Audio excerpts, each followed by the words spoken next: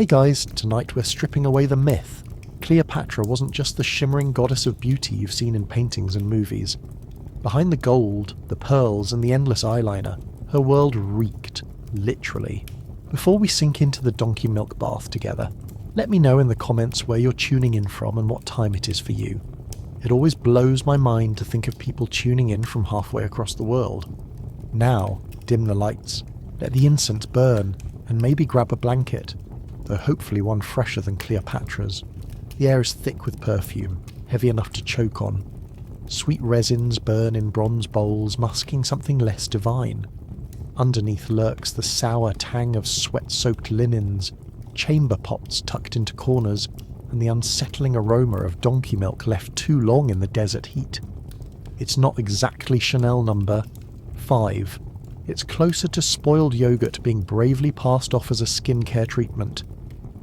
You slide into Cleopatra's world of beauty rituals, where kohl eyeliner is mixed with lead and smeared dangerously close to your eyes, where luxury perfume is brewed from rancid animal fat, and where a bath meant to soften skin leaves you sitting in a tub that smells like warm feta cheese. This is what power and beauty looked like in the ancient world. Intoxicating, yes, but also toxic. And as you're adjusting to this perfumed nightmare, you realise you're not just learning Cleopatra's secrets, you're living in them. But if you think donkey milk baths and poisoned eyeliner were bad, just wait until you learn how the Egyptians treated their teeth. Because dental care in the ancient world makes curdled milk seem refreshing. You adjust to the sour haze of Cleopatra's palace and start to notice something far more intimate than perfumes and baths. Her teeth. Yes, the same lips that charmed Roman generals hid a mouth that was probably closer to a gravel pit than a beauty icon's smile. Ancient Egyptian dental care was less about sparkle and more about survival, and survival did not involve whitening strips. Bread was the staple of the Egyptian diet, wheat and barley ground down on stone mills day after day. The problem was that those stones chipped and wore down, leaving tiny flecks of grit mixed right into the flour, so every bite of bread worked like sandpaper against the teeth. Archaeologists have found skulls from Cleopatra's era, where the molars look less like chewing surfaces and more like jagged craters, eroded down to raw nerves. Imagine chewing with your teeth filed by a sidewalk and you have the idea. To fight this constant assault, Egyptians turned to dentistry. But it was not dentistry in the sense you know. There were no chairs, no drills, no fluoride rinses. Instead, treatments came from scrolls like the Ebers Papyrus, written more than 1,000 years before Cleopatra was born. It recommended remedies for toothaches involving things like honey, onions, and the ashes of mice. Sometimes paste made from crushed minerals like malachite or even ground bones was smeared into cavities. The logic was simple. If it was strong, gritty, and tasted like chalk, surely it would help. It did not. And when pain grew unbearable, more extreme measures came into play. Priests and healers sometimes packed gums with herbs soaked in beer, believing the intoxicating effect would dull the pain. Think of it like a medieval numbing gel, but brewed in a brewery that had not washed its jars since the last flood season. Egyptians also believed worms caused toothaches. Yes, worms. The idea was that invisible little creatures wriggled inside rotten teeth. To combat them, healers tried fumigation.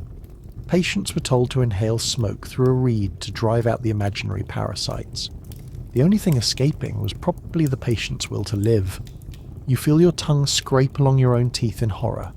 Even Cleopatra herself, with access to the best that Egypt could offer, could not escape this reality. She may have dazzled with gold crowns on her head, but never on her molars. Studies of remains from elites in her time show tooth wear so severe that abscesses, infections, and exposed pulp were common. In other words, every smile came with a side of throbbing agony. The irony was that Egyptians were actually pioneers in oral hygiene. They invented one of the first versions of toothpaste. Recipes included powdered pumice, burnt eggshells, and even powdered ox hooves. Mixed with water and applied with a stick, it would scrub teeth fairly well, if by well you mean like scrubbing tile with industrial cleaner. The abrasiveness might have kept plaque down, but it also carved enamel away like a sculptor attacking limestone. Fresh breath was another challenge. Recipes suggest chewing on frankincense or myrrh to mask the odour, which was less a solution and more a perfume grenade launched at the problem. Imagine Cleopatra preparing for an audience with ambassadors. Her servants lay out linen robes, crown gleaming, perfumes heavy in the air, and there she is, grinding her teeth against another slice of stone dust bread, quietly wincing at the ache in her jaw. The same woman who could command fleets and topple dynasties still lived with gums swollen and bleeding, her mouth a battlefield of grit and infection. And then there is the daily diet itself. Egyptian beer was thick and coarse, almost a porridge. Sweetened with dates, yes, but still carrying more grit from grain. Honey was common, both as medicine and sweetener, feeding bacteria in the mouth. Even dried fruits, once thought luxurious, could glue sugar straight onto cracked molars. Every meal was both sustenance and sabotage. You picture yourself sitting cross-legged on a reed mat trying to chew. Each bite comes with sparks of pain, your jaw locking and grinding. Someone hands you a remedy, perhaps a wad of natron paste. It tastes like salty chalk. It burns your tongue and does nothing for the throbbing nerve inside your tooth. The priest assures you the worms are gone. You do not feel reassured, and all around you the palace buzzes with the same quiet suffering. From servants to nobles, no one escapes the curse of sand in the bread. Beauty, power, wealth, it all crumbles when your mouth feels like it is rotting from the inside out.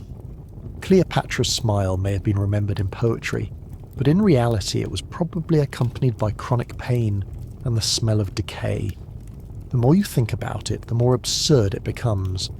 The richest kingdom of the ancient world, with monuments that defy time, with mathematics and astronomy far beyond their era, and yet no one could manage to eat a sandwich without grinding their teeth into oblivion. That was the paradox of Egypt.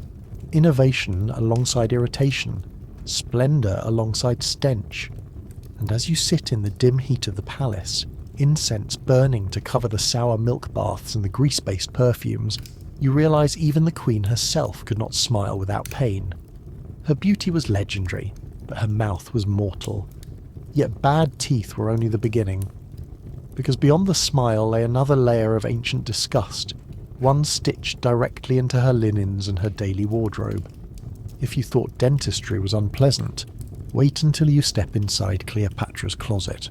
You're still sitting inside Cleopatra's palace, but now your eyes are drawn to the fabrics draped across the queen's body and piled on benches nearby.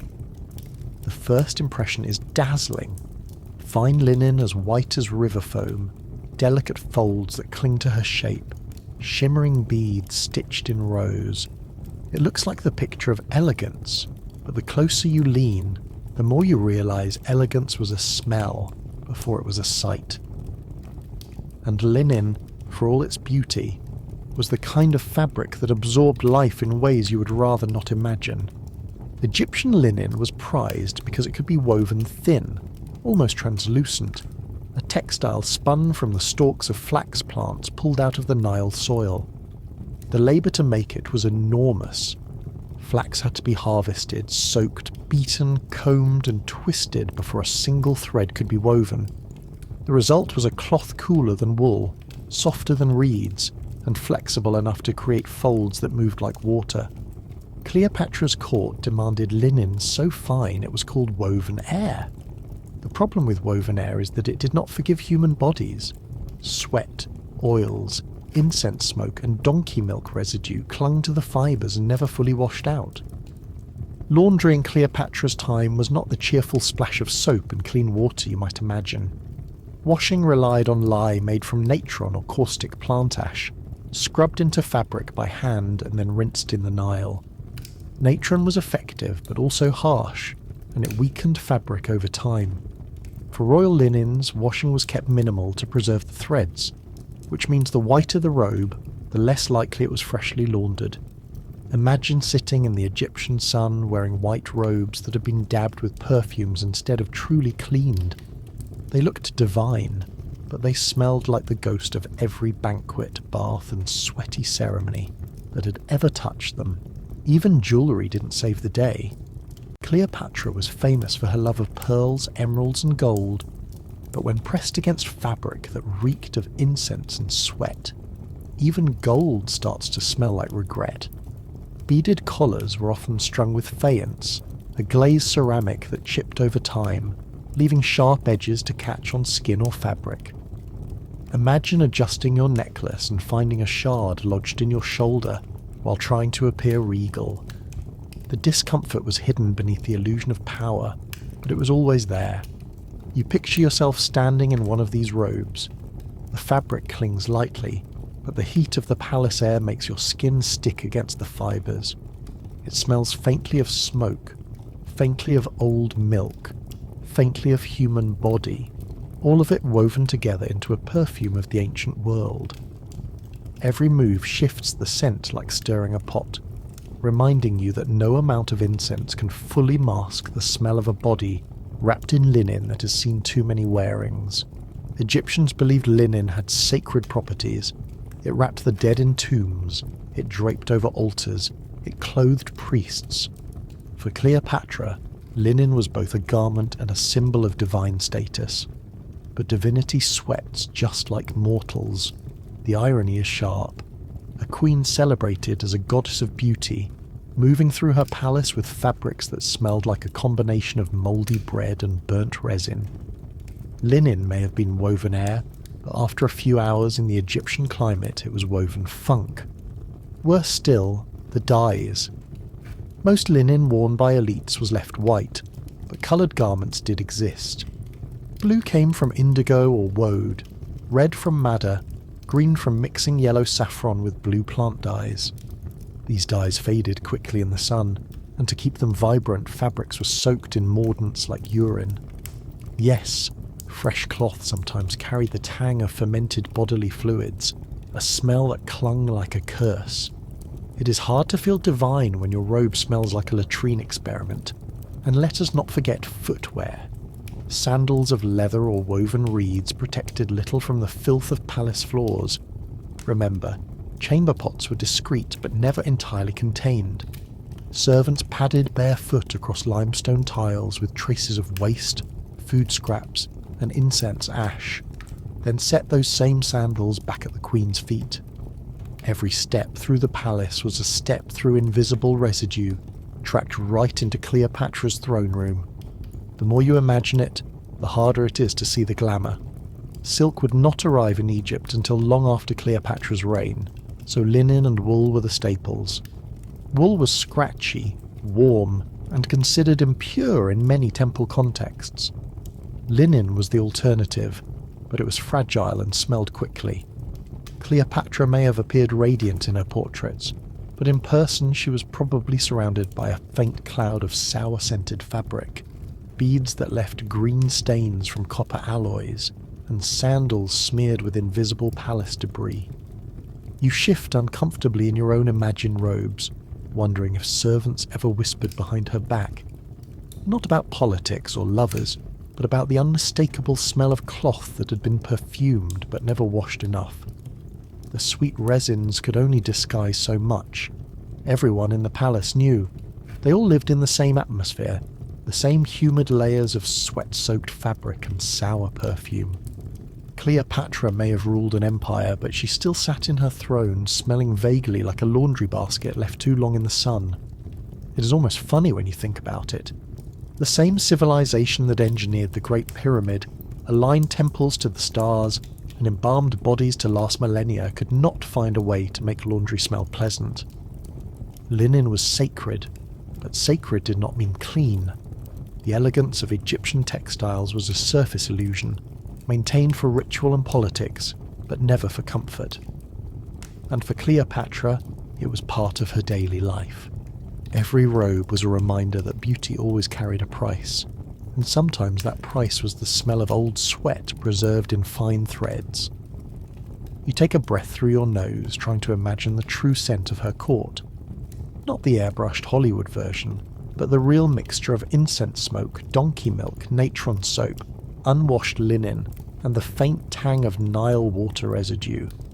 It is less goddess and more gym locker, More survival than seduction. That was the truth of her wardrobe. And just as you start to settle into this world of scratchy linen and sour perfume, you realise there is an even dirtier secret stitched into her beauty rituals. Because the clothing was only half the story. What Cleopatra put directly onto her skin was far worse and far more dangerous. You notice the linen clinging to Cleopatra's body and the beads that scrape faintly against her skin, but now your eyes are drawn to the paint on her face. It is striking, bold, iconic. Black lines sweep out from her eyes like the wings of Horus, lips tinted, cheeks brushed with faint colour. Yet beneath the artistry lies something more dangerous than sweat-soaked fabrics or sour robes. Cleopatra's cosmetics were deadly, even as they made her unforgettable. Kohl was the signature. Egyptians had been painting their eyes for millennia, not just for beauty but for protection. The black paste was made from galena, a mineral form of lead.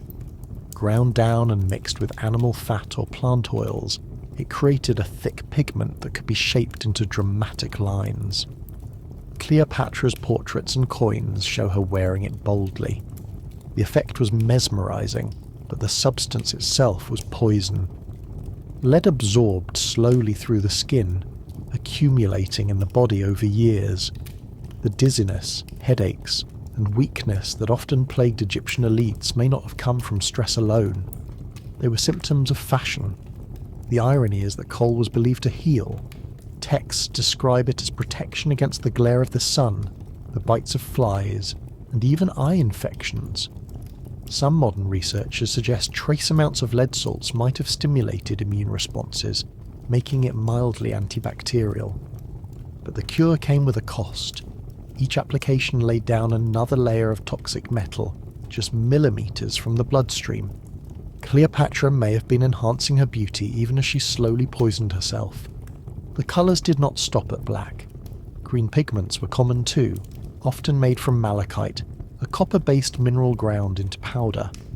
Applied around the eyes, it gave a jade-like shimmer meant to invoke fertility and divine favour. Yet copper dust is not exactly a gentle skincare product. It irritated skin, inflamed the delicate tissue around the eyes, and probably left the queen blinking away discomfort at every banquet. Picture eyeliner that looks like emerald but feels like sandpaper. That was luxury in the ancient world. Her lips were tinted with mixtures of red ochre, carmine from crushed insects, and sometimes mercuric sulfide. Yes, mercury, a toxic metal applied directly to the mouth. Cleopatra's kiss may have been legendary, but it carried a chemical load that modern science would classify under hazardous waste. For blush, crushed red minerals were mixed with fat, smeared onto the cheeks to give the illusion of vitality. It was artistry, but artistry built on the minerals of mines, many of them dangerous. You imagine sitting at her dressing table. Servants bring trays of tiny pots, each containing powders or pastes. The smell is sharp, metallic, earthy. There is no floral fragrance to this makeup. It smells like the inside of a quarry mixed with grease. You pick up a small stick, dip it into the coal pot, and drag the paste across your eyelid. It feels heavy, it smears thickly, and when it dries you sense the faint sting of the minerals eating into your skin. The glamour comes with a physical price that you cannot ignore. Perfumes layered onto this ritual only added to the sensory confusion. As animal fat-based perfumes warmed on the skin, they mixed with metallic powders and oils.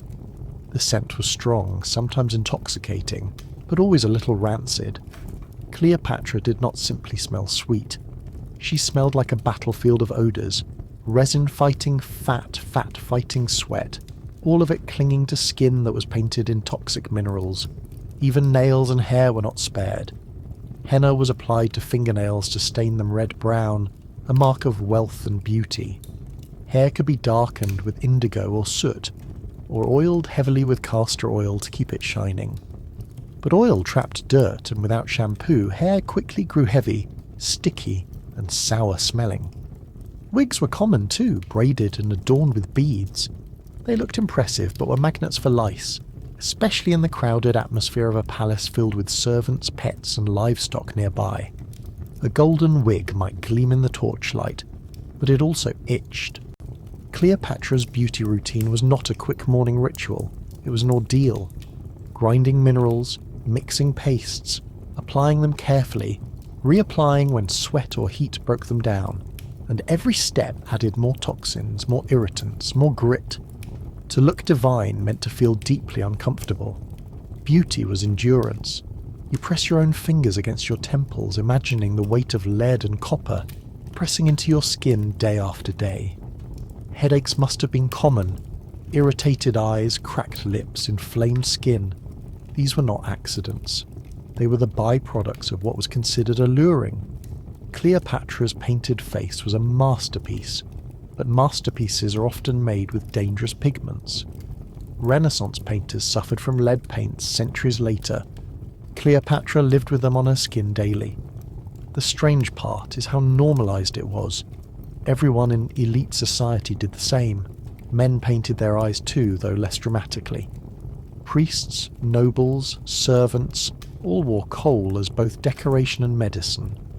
Cleopatra's beauty was only extreme in its precision, its lavishness, its theatricality. What made her different was not the substance, but the sheer intensity of its use. And yet, there was no alternative. This was how beauty worked. No one questioned the ingredients, because glamour mattered more than comfort. To appear powerful meant to appear radiant, and radiance required layering your face with poison. Cleopatra did not escape this logic. She embraced it, and history remembers her as beautiful, not as queasy, not as dizzy, not as a woman with irritated eyes blinking through another ceremony. That was the hidden reality, the one left out of portraits. You let the image sink in. Cleopatra sitting on her throne, robe smelling faintly of incense and sweat, skin coated in layers of toxic minerals, eyes outlined in black lead, lips painted with mercury-based paste, hair heavy with oils and itching beneath beaded wigs. She was divine, yes, but divine in a way that required constant suffering. Her beauty was built from discomfort, her power dressed in toxins. And as your mind lingers on the cosmetics, your nose catches another scent that cuts through the heavy perfumes and incense. It is sharper, more human, unmistakable. It is the smell of food gone rancid, of meat stored too long, of kitchens struggling against the Egyptian sun. Cleopatra's palace was not only filled with sour milk and lead-based eyeliner, it was also a place where what you ate could poison you just as thoroughly as what you painted on your face. The perfumes and paints of Cleopatra's court still cling to the air, but now another odour pushes its way through the incense haze. It comes from the palace kitchens, the heart of her banquets, where the most powerful woman in the ancient world entertained diplomats and nobles. At first, the scent is inviting, roasted meats and honeyed bread wafting through the corridors. But then your nose adjusts and you catch the undertones. Sour wine left in clay jars too long, fish pulled from the Nile with a faint reek of river mud still on them, fruit just beginning to turn soft and ferment in the Egyptian heat. The illusion of luxury fades quickly when you realise food hygiene was not one of Cleopatra's strong suits. Egypt's climate was both a blessing and a curse. The Nile Valley grew wheat, barley, figs, grapes and dates in abundance. Banquets overflowed with bread, fruit, fish and beer. But refrigeration was a fantasy, and food spoiled fast. Even the palace with its wealth could not escape the fact that cooked meat sweated in the heat. Bread grew mould in days, and jars of wine turned to vinegar without warning. Imagine laying out a feast for Roman dignitaries while quietly hoping the roasted goose had not been sitting in the storeroom a day too long. The very tools of storage made things worse. Amphorae, the clay jars used to store oils, wines and grains, often picked up odours from their contents. The porous clay absorbed flavours and never let them go. A jar that once held fish sauce could make the next batch of oil smell faintly like the sea, no matter how carefully it was rinsed. And fish sauce, known as garum in the Mediterranean world, was already an assault on the nose. Made from fermented fish innards left to rot in the sun, it was considered a delicacy. In Cleopatra's palace, it likely mixed with Egyptian seasonings and spread across the banquet hall like a sour fog. Then there was the bread. Egyptians ate bread at nearly every meal, and it formed the base of the diet. But the grinding stones used to make flour shed grit into the dough. Every loaf was flecked with tiny shards of rock. By the time bread reached Cleopatra's table, it was not just a loaf, it was an edible sanding block. Guests chewed politely while slowly grinding their own molars down to the nerves. Archaeological finds show Egyptian skulls with teeth worn flat and riddled with abscesses. Banquets might have been impressive, but no one left them with a perfect smile. Fruits and sweets carried their own hazards. Dates, figs and pomegranates were staples of Egyptian luxury. Sweet, sticky and irresistible, but also magnets for flies. Without refrigeration, fruit often fermented quickly, turning alcoholic or rancid. Cleopatra may have dined on bowls of glistening figs, each one carrying a swarm of invisible bacteria. Honey was used to preserve and sweeten, but it masked more than it cured. A dish could smell pleasant while harbouring microbes that made stomachs turn inside out hours later. Picture yourself reclining at one of Cleopatra's banquets. The scene is grand. Servants pour wine into goblets, musicians play lyres, dancers sway between the columns. The food laid before you gleams in the torchlight. But as you reach for a piece of roast duck, the skin glistening with honey glaze, a small cloud of flies lifts off the dish. You wave them away, take a bite, and feel the faint tang of something sour beneath the sweetness. You smile because etiquette demands it, but your stomach already knows the truth. This meal is as dangerous as it is decadent. Even the plates and cups did not save the day. Pottery was porous, prone to cracks and chips. Traces of old meals lingered in the vessels, mixing flavours over time. Bronze or silver cups were better, but even they tarnished, leaving a metallic taste in the wine. Imagine sipping from a cup that leaves your tongue tasting like a coin. That was elite dining in the ancient world, and let us not forget water.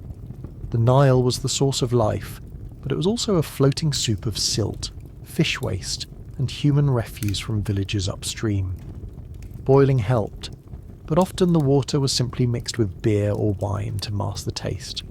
The result was less refreshing spring water, more gritty river cocktail. Every sip carried not only hydration, but also the risk of parasites and disease. You cannot escape the smells. The banquet hall reeks of roasting fat, incense smoke, sour wine, and the faint ammonia tang of chamber pots tucked discreetly into corners. Guests recline on couches, but their robes carry their own stale odours. The air is heavy, close, and thick with the sound of buzzing flies. You realise quickly that dining with Cleopatra was less about pleasure and more about endurance. Despite the risks, banquets were political theatre. Cleopatra used them to impress Roman leaders, to display Egypt's wealth, to prove her status. The sheer scale was part of the message. Hundreds of dishes, gallons of wine, mountains of bread. But scale did not equal sanitation. Behind the scenes, servants scrambled to keep food from spoiling, to chase pests, to refill amphorae before the contents turned. No matter how luxurious the display, the reality was always tinged with rot. The kitchen itself was no better. Fires smoked constantly, filling the air with soot that settled onto every surface. Meat hung from hooks in warm air, collecting dust and flies. Fish from the Nile was gutted but rarely iced, because ice was centuries away from being a common luxury. Grains were stored in silos that doubled as breeding grounds for rodents. To eat in Cleopatra's palace meant to eat at the mercy of every climate, every insect, every flaw in ancient storage. You glance down at your plate one last time. The bread is gritty, the meat questionable, the wine sharp with vinegar. The fruit is sweet but sticky with flies. You chew, you swallow, and you realise that even the Queen of Egypt, wrapped in jewels and perfumed in smoke, lived in a palace where every bite was a gamble. And as the banquet carries on with music playing and goblets clinking, you realise the dining hall itself holds another secret. It was not just the food that reeked, it was the very architecture of the palace, the way waste, water, and daily life mixed together within its walls. Cleopatra's court was not only a theatre of perfumes and banquets, it was also a labyrinth of plumbing problems, chamber pots, and stagnant air that never truly went away. The banquet fades into the background, but the smells linger, and as you sit among the polished limestone floors and painted columns of Cleopatra's palace, you notice something more permanent than roasted goose or sour wine.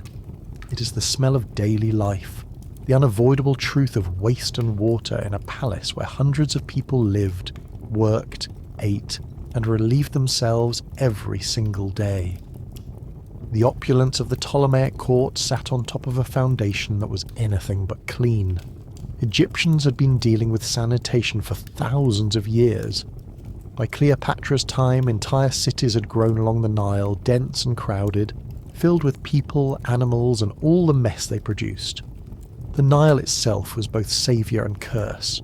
It carried fresh water for drinking and irrigation, but it also carried sewage, refuse, and the runoff of countless villages upstream. By the time that water reached Alexandria, it was less a refreshing river and more a communal soup. People still bathed in it, washed their clothes in it, and pulled drinking water straight from its banks. Parasites thrived in those waters, including schistosomiasis, a disease spread by snails that left its victims weak, anemic, and often riddled with organ damage. Even royalty could not escape it. Inside the palace, chamber pots were the main solution for waste. Bronze, clay, or stone vessels tucked discreetly in corners, waiting to be emptied. The problem was that they were not emptied often enough. Servants carried them out, but in the meantime the contents fermented in the Egyptian heat. Imagine the smell of sour wine and old bread mixing with human waste, and you get the perfume of the royal corridors.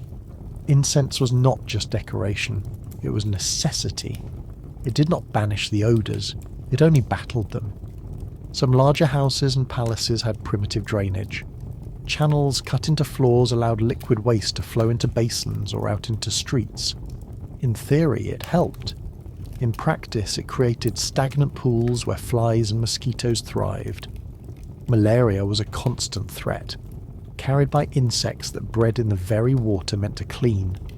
A palace might have marble floors and golden thrones, but beneath it was a swamp of filth that no amount of wealth could completely erase. You picture yourself walking barefoot across the polished limestone of Cleopatra's palace. It is cool underfoot, but you notice dark streaks where liquids have been poured out, where servants dumped chamber pots, where kitchen refuse was swept. Sand scattered to absorb spills mixes with ash from incense burners, creating a fine grit that coats your toes.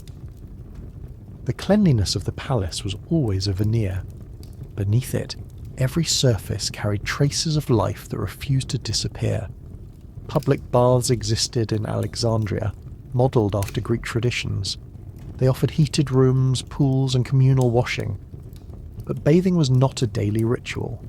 It was occasional, and the water was reused by dozens of people in succession. Soap was unknown. Instead, oil was rubbed onto the skin and scraped off with a curved tool called a strigil. Dirt, sweat, and oil were all removed in this way, but they were also shared. The bath was a place of politics and relaxation, but also of contagion. Every scrape of a strigil could pass on skin infections or parasites. Cleopatra may have soaked herself in donkey milk in private, but for many around her, hygiene was communal at best and contaminated at worst. The sheer number of people in her palace amplified the problem. Servants, guards, entertainers, scribes, cooks, priests, all lived and worked under the same roof. Hundreds of bodies sweating, eating, and relieving themselves created a pressure that no chamber pot system could truly handle. Add in livestock kept for ritual or convenience, and the palace was less a serene temple of beauty and more a living farm disguised in limestone. There is also the question of air.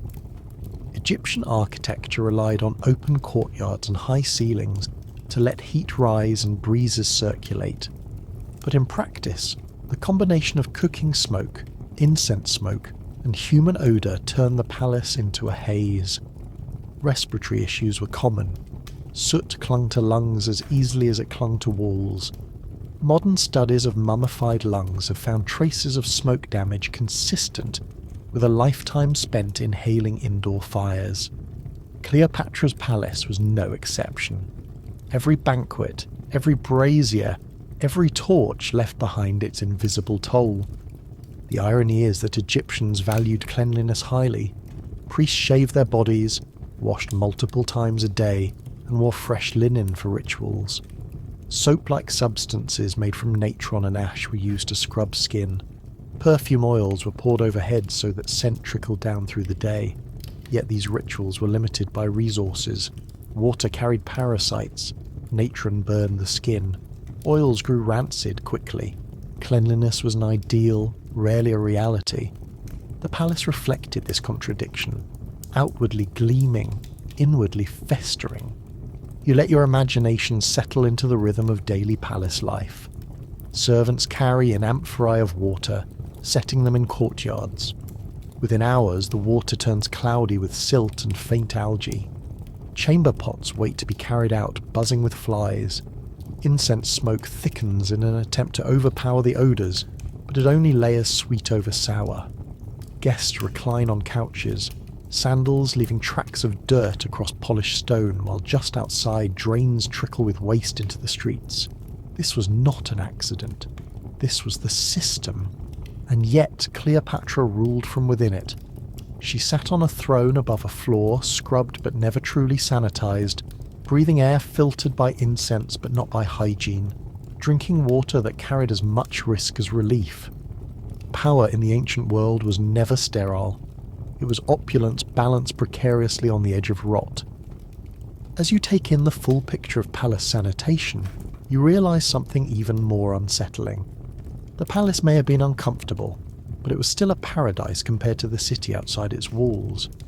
Alexandria teemed with thousands of people packed into dense neighbourhoods where waste disposal meant tossing it into the streets. Open gutters ran through markets, carrying animal blood from butchers, fish guts from stalls, and human refuse from houses. The stench was so overwhelming that writers of the time compared the city to a giant cesspool. And it was into this city that Cleopatra stepped when she left her palace, perfumed, painted, and draped in linen that could never quite mask the smell of the world around her. The palace was a bubble of wealth, but the air it breathed was the same as the city's. That was the reality of hygiene in Cleopatra's Egypt. No one escaped the smell, and just as you let this sink in, you notice something else glinting in the torchlight of the palace. Not jewels, not cosmetics, but insects. The palace was alive with them, crawling in fabrics, buzzing over food, breeding in stagnant drains. Cleopatra's world was not just sour milk and lead eyeliner. It was also the constant companionship of pests, each one thriving in the conditions of luxury turned rancid. The glint in the palace torchlight is not just gold or polished limestone, it is the shimmer of wings. You squint and the shadows reveal movement everywhere. Cleopatra's world was alive with creatures small enough to ignore at first, but impossible to escape once you notice them. Flies, lice, fleas, and beetles thrived in every corner of her palace, feeding off the very luxury that defined it. Flies were the constant companions of Egyptian life.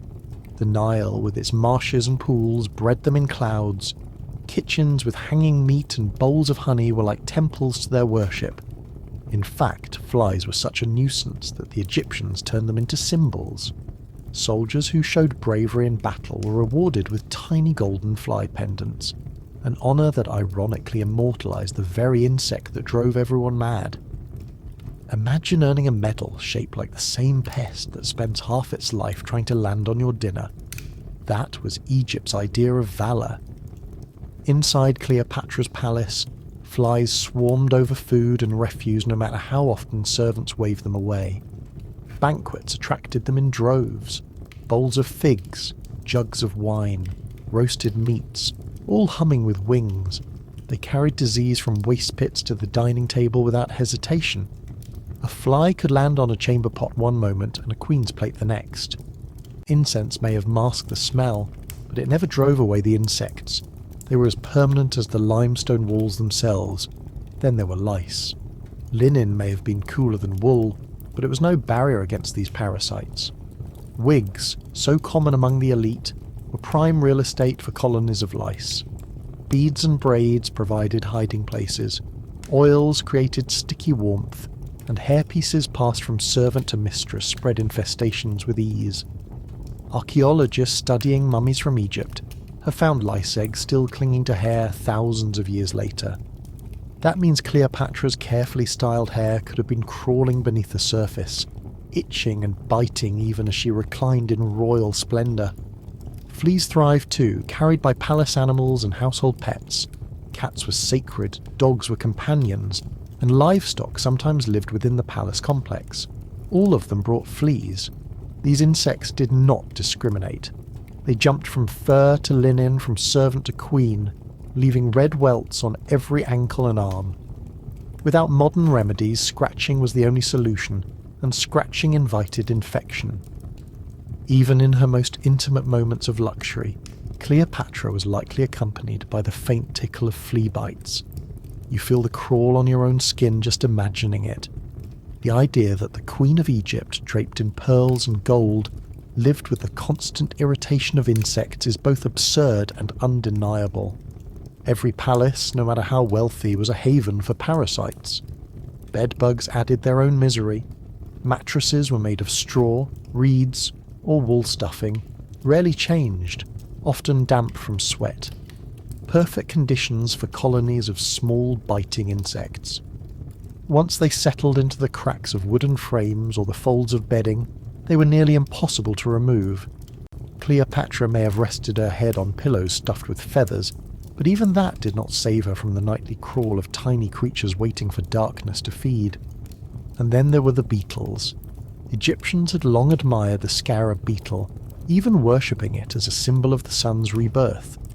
Amulets shaped like scarabs were buried with mummies and worn as jewellery. Yet the reality of beetles in daily life was far less spiritual. Grain stores, flour jars, and dried fruits were crawling with them. Infestations were so common that people accepted them as part of eating. To bite into bread flecked with the crunch of beetle bodies was not unusual. Cleopatra may have reclined at her feasts with food carefully prepared, but the ingredients behind the scenes carried their own crunch. Mosquitoes completed the picture. The Nile Delta was their paradise, and malaria was a constant killer. Written records from antiquity describe fevers sweeping through Egypt, leaving the weak bedridden and sometimes dead. Even in the palace, screens and nets were rare luxuries. Cleopatra's rooms may have been draped with fine linen, but gaps allowed insects through easily. Nights were filled with buzzing, itching, and the ever-present risk of disease. You sit in this imagined world and realize how little control even royalty had over nature. Cleopatra could command armies, seduce Roman leaders, and rule an empire, but she could not stop flies from landing on her fruit, or lice from crawling through her wigs, or mosquitoes from finding her in the dark. Her beauty and wealth masked these irritations, but they did not remove them. Every hour of her reign was spent in battle with insects as much as with politics. It is almost comic to think about. Cleopatra, the queen who held Julius Caesar's attention and fought Rome itself, might have been scratching her scalp in irritation while listening to court petitions. Her perfumes may have been as much about covering the smell of lice oil as about seduction. Her banquets may have featured as many flies as guests. Power and pests existed side by side, woven together into the daily life of ancient Egypt. And yet the Egyptians were not ignorant. They tried remedies. Oils of cedar, juniper, and frankincense were used to repel insects. Sandalwood paste was rubbed into bedding. Nets of linen were sometimes draped over sleeping couches to keep mosquitoes away. But these measures were imperfect. Oils grew rancid, paste cracked, nets tore. The insects always returned. They thrived because Egypt's climate and abundance made it impossible to defeat them. You picture yourself trying to sleep in Cleopatra's chamber. Incense smoulders at the corners, linen drapes flutter faintly, but the sound of buzzing is inescapable. A mosquito lands on your arm, a flea jumps at your ankle, a bedbug crawls along the seam of your mattress. You swat, you scratch, you shift, but the insects always win. Even in the heart of luxury, you're never alone. And as this crawling reality sets in, you notice another truth about Cleopatra's world. The pests were not just annoyances, they carried consequences.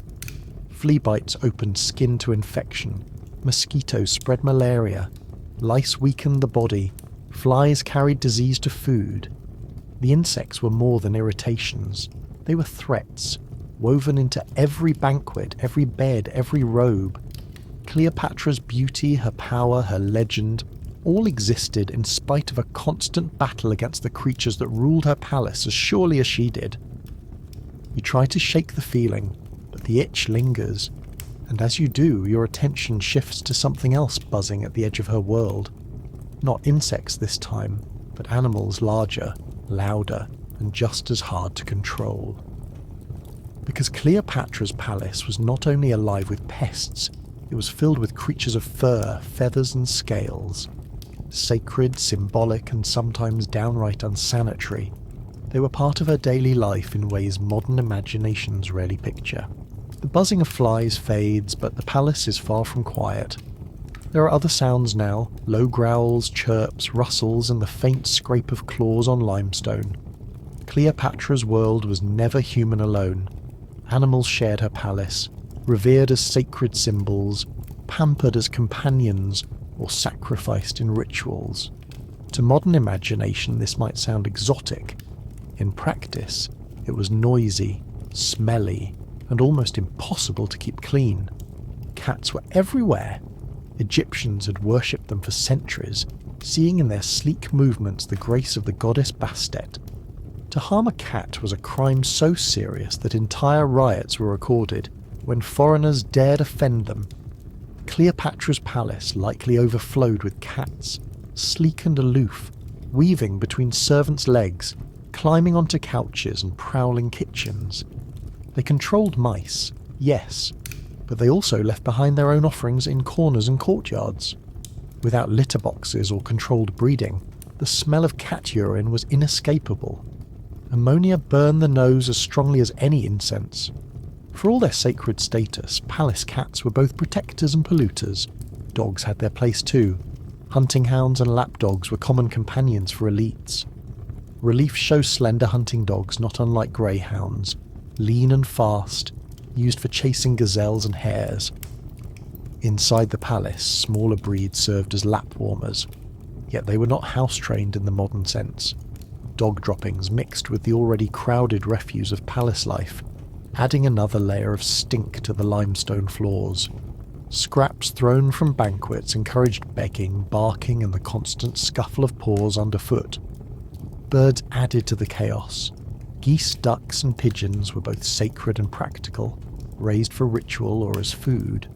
Sacred ibis birds, associated with the god Thoth, were bred in such numbers that entire catacombs were filled with their mummified remains. In life, that meant flocks of birds squawking and defecating wherever they were kept. Their droppings coated courtyards and floors, feeding clouds of flies and beetles. Cleopatra's palace may have gleamed in the sunlight, but its stones were scrubbed daily to chase away the white streaks left by sacred flocks. Cows and oxen were brought into the palace grounds for ritual sacrifice. Calves were slaughtered for feasts. Bulls paraded as sacred animals, their hides later turned into offerings. Before the rituals, though, they lived in pens close to the palace, dragging flies and dung with them. Servants shoveled constantly, but the smell of livestock clung to the air, sour and earthy, mixing with the perfume of incense until the palace itself smelled like a temple crossed with a barnyard. Crocodiles had a role as well, though perhaps less welcome inside the palace walls. The god Sobek was honoured in parts of Egypt, and live crocodiles were sometimes kept in sacred pools. Fed with bread, honey cakes and meat, these creatures were terrifying to behold, but also reeked of stagnant water. Their presence symbolised power, but their pools were breeding grounds for mosquitoes and bacteria. Even Cleopatra's world of beauty and luxury included the hiss of reptiles basking in fetid basins. You picture yourself walking through one of the palace courtyards. Cats dart across your path, dogs bark from a corner, pigeons flutter overhead, and the air carries the unmistakable tang of animal waste. It is not a zoo in the sense of cages and clean enclosures. It is a living chaos, where sacred status excuses the mess. Every step crunches on something. Every breeze carries a mix of incense and manure. The irony is that these animals were symbols of cleanliness and divinity. Cats guarded against vermin, dogs symbolised loyalty, birds represented the gods. But their physical presence undid their symbolic purity. Sacred animals brought sacred filth. Cleopatra lived in a palace where gods walked on 4 legs and left paw prints across the same polished floors where she received Roman envoys. Even the insects tied to animals carried meaning. Dung beetles rolled their prizes through palace courtyards, reminders of the scarab's symbolic rebirth. To Egyptians, it was divine. To anyone with a modern perspective, it was just dung being dragged across the same ground where feasts were served. The gap between sacred meaning and practical hygiene was enormous, but no one in Cleopatra's court dared challenge it. To complain about the smell of cats or the mess of sacred birds would be sacrilege. So they lived with it, layer upon layer of odour stacked onto the already rancid palace air. You can almost hear the cacophony.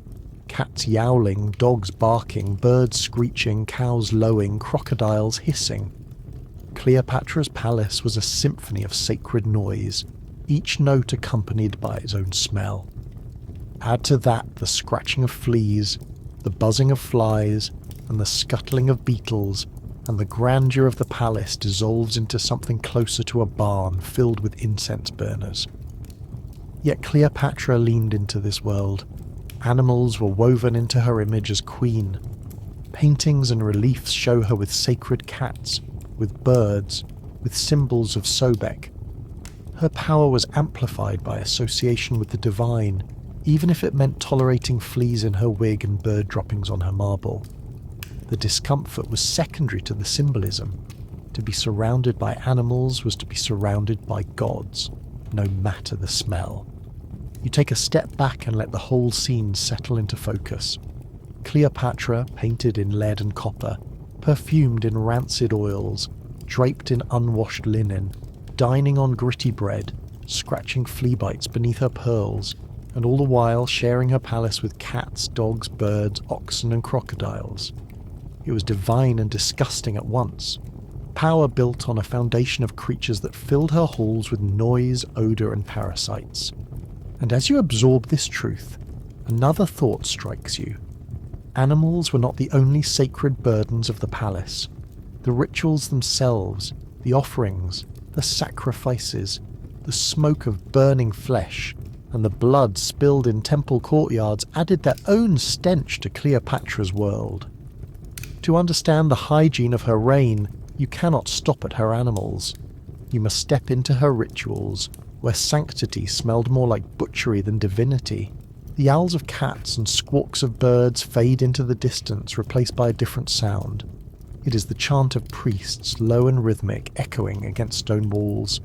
The palace is not only a home, it is a temple, and that means ritual. Offerings, sacrifices, fires, and smoke. In Cleopatra's world, divinity demanded evidence, and evidence came with smells that clung as stubbornly as fleas in a wig. Sacrifice was central to Egyptian religion.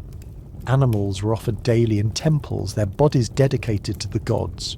Bulls, calves, birds and fish were brought into courtyards, inspected by priests and killed with prayers.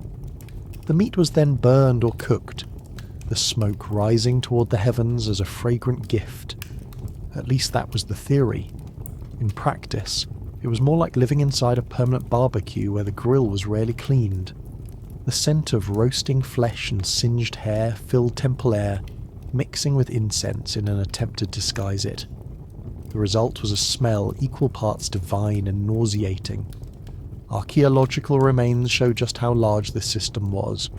Catacombs filled with millions of mummified ibises and falcons have been discovered, evidence of mass sacrifice. In life, these animals were raised and slaughtered in endless cycles, creating what can only be described as industrial-scale butchery for the gods.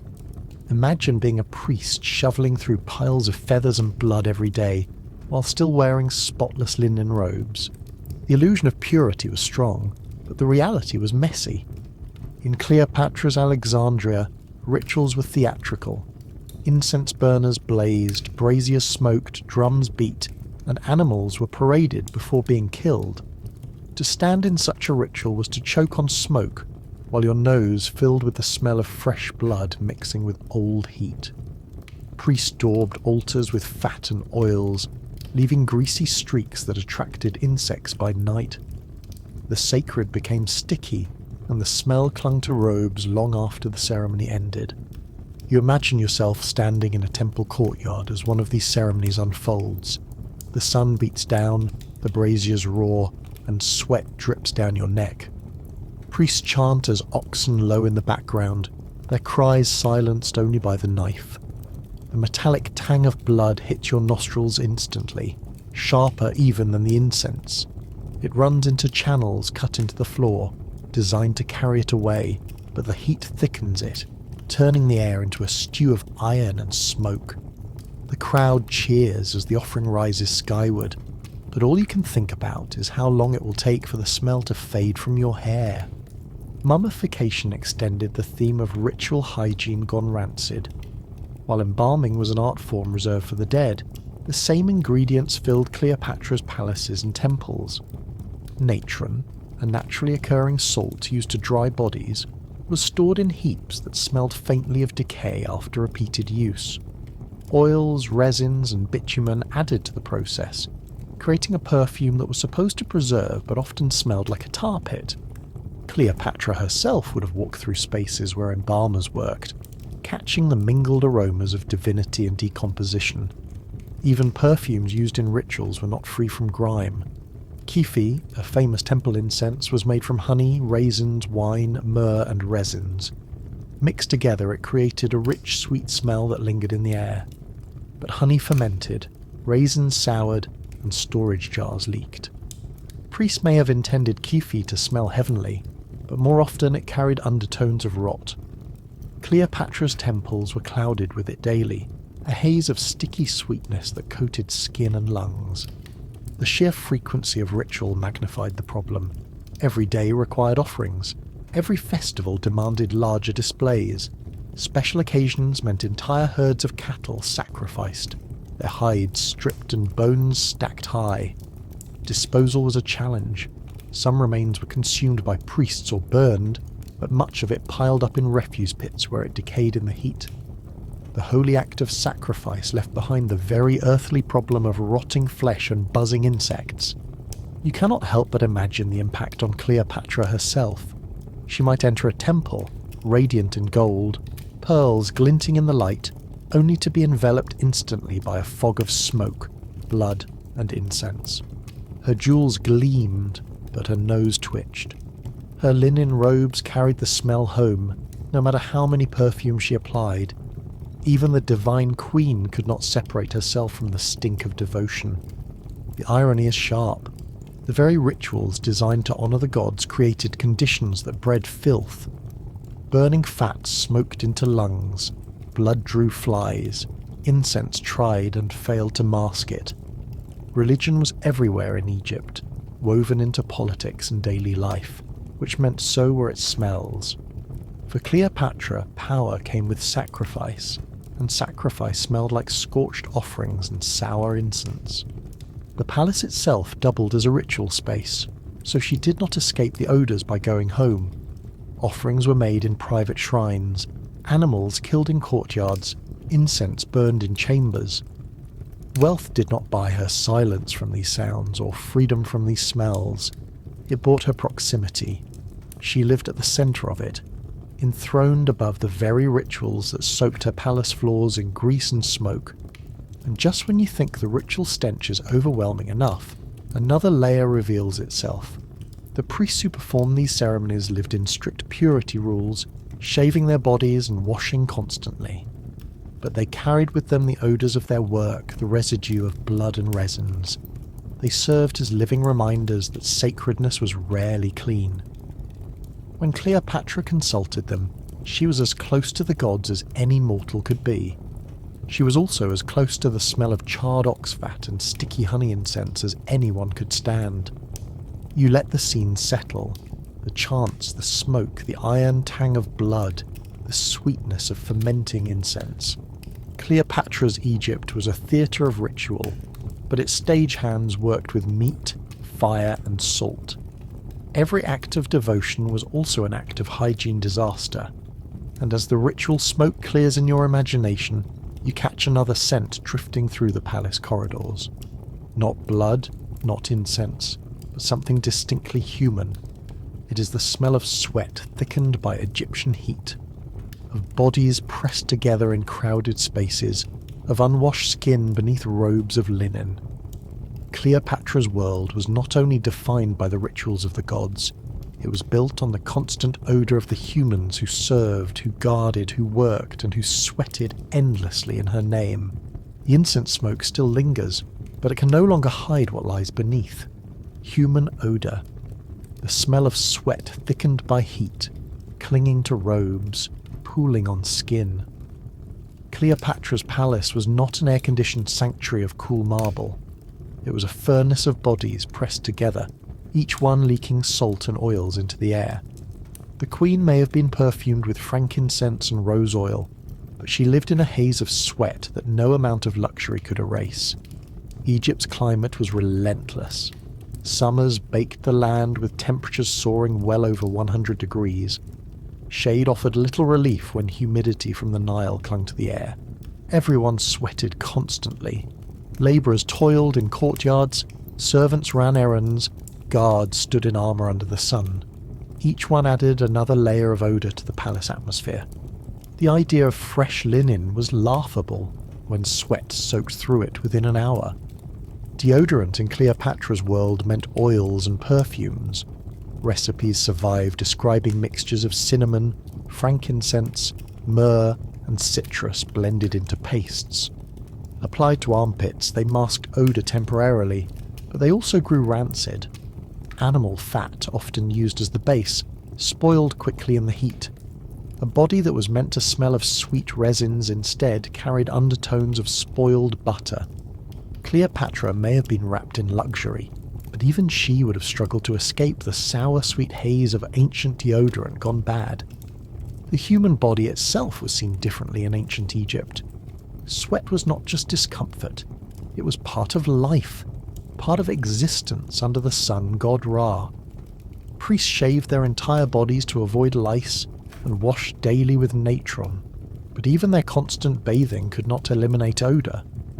Natron burned the skin, leaving it raw and inflamed, which may have smelled as much of irritation as of cleanliness. Ordinary people washed far less often. Servants in the palace may have gone days or weeks without a proper wash, their sweat baked into skin until it became part of their very presence. You picture yourself standing in a crowded hallway of Cleopatra's palace. Servants rush past carrying amphorae of water. Guards stand stiffly at their posts. Scribes argue over tablets. Each person carries their own personal cloud of odour. Salt, oils, breath heavy with wine or onions, clothes damp and sticking. The combined smell is overwhelming. Incense burners hiss in the corners, filling the hall with smoke meant to purify, but all it does is layer sweet over sour until the mixture turns sickly. Even Cleopatra herself could not entirely avoid this reality. Her beauty rituals included bathing in donkey milk, a luxury meant to soften skin and leave her fragrant. But donkey milk spoiled quickly, leaving a sour residue on her skin if not rinsed away thoroughly. Combined with the metallic smell of coal eyeliner and the sticky perfumes of animal fat, her own scent was a cocktail of divine intention and earthy reality. When Roman envoys described her presence as intoxicating, they may not have meant it as a compliment. Sweat also carried medical consequences. In the heat of Egypt, dehydration was constant, and the salty residue of sweat left skin cracked and irritated. Infection thrived in these conditions. Cuts and scrapes rubbed by damp linen grew septic quickly. Even wealthy elites suffered boils, rashes, and sores that smelled as strongly as they looked. Physicians prescribed ointments of honey and resin to treat them, but honey fermented, and resin carried its own pungency. Healing was rarely pleasant. Then there was halitosis. The same diet that destroyed teeth also gave breath a particular edge. Bread filled with grit, onions eaten daily, fish from the Nile, and beer thick with yeast all combined into a smell that clung to every conversation. No mint sprigs or toothbrushes softened it. Mouth rinses of natron solution were used occasionally, but they burned the gums and left the mouth raw. Cleopatra's court was a place where whispers of diplomacy mixed with the unmistakable odour of sour breath. Crowded rooms multiplied these effects. Banquets, ceremonies, councils, all packed bodies into enclosed spaces. Ventilation came from open courtyards, but wind was fickle. On still days, the air inside grew stifling, thick with heat and odour. Imagine reclining on a couch, sweat dripping down your back, incense clouding the air, and a dozen men beside you all exhaling the aroma of fish and onions. Cleopatra may have wielded power in these rooms, but her nose paid the price for it. The Egyptians were not blind to these problems. They valued cleanliness as a sign of civilization, unlike many cultures of the time, but ideals rarely matched reality. Servants could not bathe daily when water was scarce. Perfumes could not mask every odour when heat intensified them. Cleopatra's palace was a contradiction, a place of elegance and refinement on the surface, but beneath it, the same human realities as any crowded village. Sweat was universal, odour was democratic, and even the queen's robes carried the same sourness as those of her servants. You inhale deeply in your imagination, and it hits you all at once. Sweat mingled with spoiled perfume, donkey milk residue, sour wine breath, and incense smoke that failed to disguise anything. It is a wall of odour, constant, unrelenting, woven into the very identity of the palace. Power had a smell in Cleopatra's world, and it was not the smell of roses. It was the smell of people, alive, sweating, breathing, and never truly clean. And as your senses adjust to this human reality, another layer of discomfort presses in. The palace did not only smell of sweat, it sounded of it too, of constant coughing, sniffling, and sneezing. Illness ran rampant in crowded spaces, carried by the very bodies that sweated endlessly. Cleopatra's world was not only sour to the nose, it was wheezing, coughing, and groaning in ways that made the palace as much a hospital as a home. The smell of sweat lingers, but soon you notice the sounds. A cough that rattles from deep in the chest. A sniffle followed by the wet scrape of someone clearing their throat. A servant sneezes into a sleeve that has not been washed in weeks. Illness was everywhere in Cleopatra's palace, as natural a presence as cats or incense. Crowded halls, spoiled food, stagnant water, and relentless insects created the perfect breeding ground for disease. Even the queen who ruled Egypt with divine authority could not insulate herself from the realities of human frailty.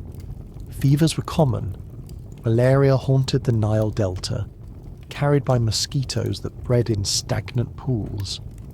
Archaeological studies suggest Egyptian skeletons from the period show signs of this disease, including enlarged spleens and weakened bones from chronic infection. Cleopatra herself may have endured bouts of fever, shaking under linen blankets while incense burned to mask the smell of sweat and sickness.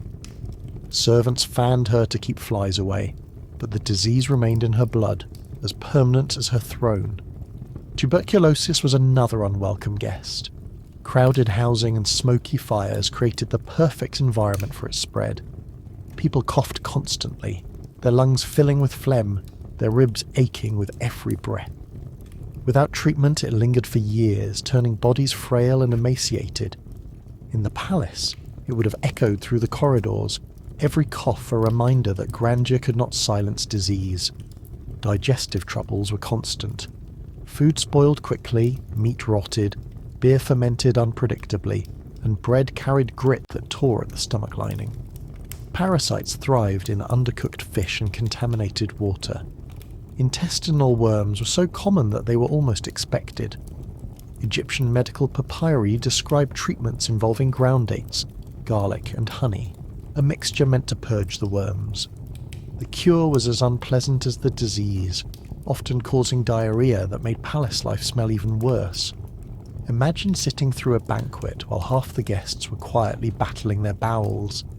You imagine yourself in a chamber where Cleopatra consults her physicians. They bring scrolls filled with remedies, most involving ingredients that sound more like witchcraft than medicine. Crocodile dung mixed with honey for contraception. Mouldy bread applied to wounds. Incantations whispered while herbs are burned to drive away demons believed to cause illness. Some treatments worked accidentally. Honey has antibacterial properties. Mouldy bread contains natural penicillin.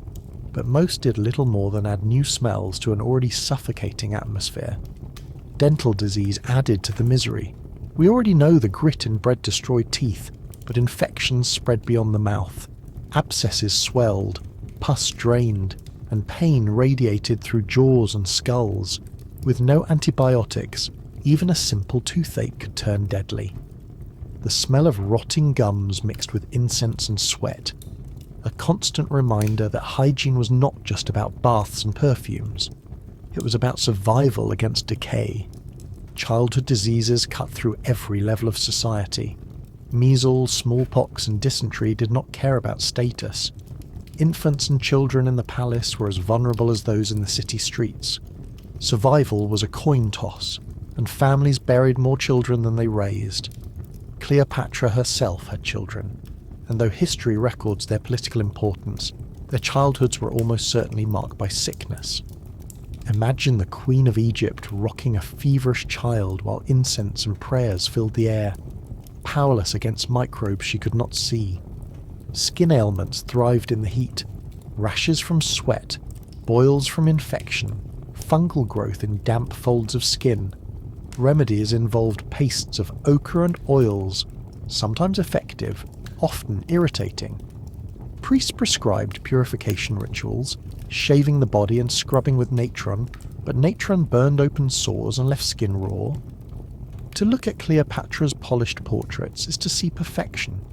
To imagine her daily life is to know that even she itched, scratched, and endured sores beneath her linen robes. The Egyptian view of illness tied it to the gods. Sickness was often seen as punishment or imbalance. Spells, amulets, and rituals accompanied medicine. A fever might be treated with a poultice of herbs and a prayer to Sekhmet, the lion-headed goddess of plague. Physicians were respected, but their tools were as much symbolic as scientific. Cleopatra's world was filled with chants against demons, charms worn for protection, and the constant hope that divine favour would guard against disease. Yet the palace still coughed and groaned, because no amount of magic could disinfect a chamber pot. You let yourself sink into the palace atmosphere. The sound of coughing overlaps with the buzzing of flies. The smell of sweat blends with the tang of medicine jars filled with garlic, resin, and animal dung. Linen robes stick to fever's sweat. Servants fan patients with palm fronds, but the air is heavy and unmoving. Every breath is a gamble. Every meal is a risk. Every touch carries unseen danger. The greatest irony is that Egypt was advanced for its time. Their medical texts reveal an understanding of anatomy and disease far beyond many cultures. They performed surgeries, set bones, and wrote down hundreds of remedies. Yet knowledge only went so far when hygiene itself was a battlefield. They could not see microbes, but they lived with them constantly. Cleopatra's palace was not a fortress against disease. It was a petri dish of human frailty gilded in gold. You take one last breath in this imagined chamber, and your lungs fill with the layered reality of her reign. Smoke, sweat, spoiled food, sour milk, and the sharp bite of incense trying and failing to hide it all. Cleopatra's palace was alive with beauty and rot in equal measure. And as you lean deeper into this truth, another thought pushes forward. Disease was not confined to the palace.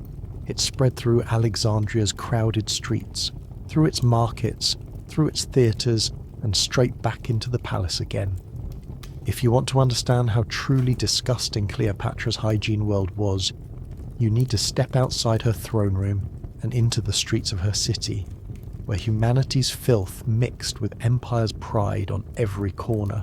The palace may have been a hive of sweat, smoke, and sour perfume, but it was nothing compared to what lay beyond its walls. Alexandria, Cleopatra's glittering capital, was the pride of Egypt, a cosmopolitan hub where Greek, Egyptian, and Roman cultures collided. It was home to the Great Library, the lighthouse that ranked among the wonders of the world, and a thriving marketplace that drew traders from every shore of the Mediterranean. But under the surface of intellectual brilliance and architectural grandeur was a city that reeked.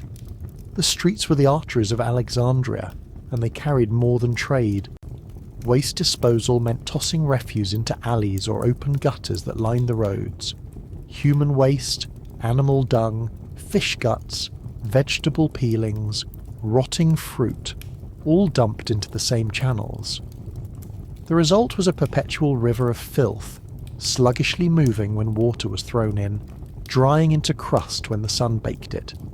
To walk down these streets was to step through layers of slime, sand, and the occasional squashed fig crawling with flies. Sandals offered little defence. Most feet were bare, and infections crept easily into open cracks and sores. Markets were worse. Stalls piled high with fish from the Nile, and the sea reeked in the heat within hours of arrival. Butchers slaughtered goats and calves in plain sight, their blood pouring directly into the streets. Bakers pounded grain into flour flecked with stone grit, while fruit sellers hawked figs and dates already buzzing with flies. To shop in Alexandria meant inhaling the stench of decay, alongside the aroma of bread and spices. Luxury goods like cinnamon or frankincense arrived from distant lands, but even their sweet smell could not overpower the rot of nearby carcasses. Water was both salvation and curse. Aqueducts carried it into the city, wells were dug, and cisterns stored it. Yet much of it was drawn straight from the Nile, already thick with waste and parasites. People washed in the same river they drank from, animals waded in its shallows, and upstream villages added their own contributions. By the time it reached Alexandria, the water was alive with invisible threats. Schistosomiasis, dysentery, and parasites thrived. To drink unboiled water was to gamble with your intestines. To bathe in it was to invite disease through the skin.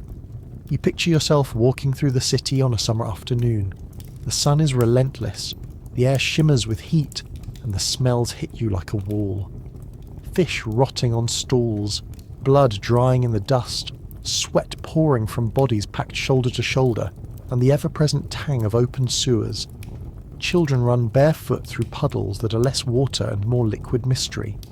Merchants shout, donkeys bray, dogs bark, and flies swarm in clouds. Alexandria may have been the intellectual capital of the Mediterranean, but it smelled like a compost heap in overdrive. Even public gatherings carried their own stench. Theatres hosted plays and spectacles, but the crowds themselves were a sensory challenge. Thousands of bodies pressed together, sweating under linen robes, sharing breath heavy with beer and onions. Without modern sewage systems, public latrines were few and often overflowing. Some theatres and stadiums had simple stone benches with drainage channels, but they rarely worked well. The smell wafted into the performances, reminding everyone that drama and dung were performed side by side. The irony is that Alexandria was considered advanced for its time. Its streets were laid out in a grid, Its harbour managed fleets from across the Mediterranean, its lighthouse guided ships from miles away. Yet all the sophistication in architecture could not erase the stench of everyday life. The city was both jewel and cesspool, brilliance and rot in equal measure. The Great Library itself was not free from this reality. Scholars copied scrolls, debated philosophy, and recorded histories surrounded by smoke from oil lamps and the musty odour of papyrus that absorbed moisture from the air. Dust from the streets clung to sandals, fleas rode in on scholars' robes, and mice gnawed at stored papyri. Imagine a space that contained the wisdom of the ancient world, but also smelled faintly of mildew and rodents. Knowledge survived, but it was never pristine.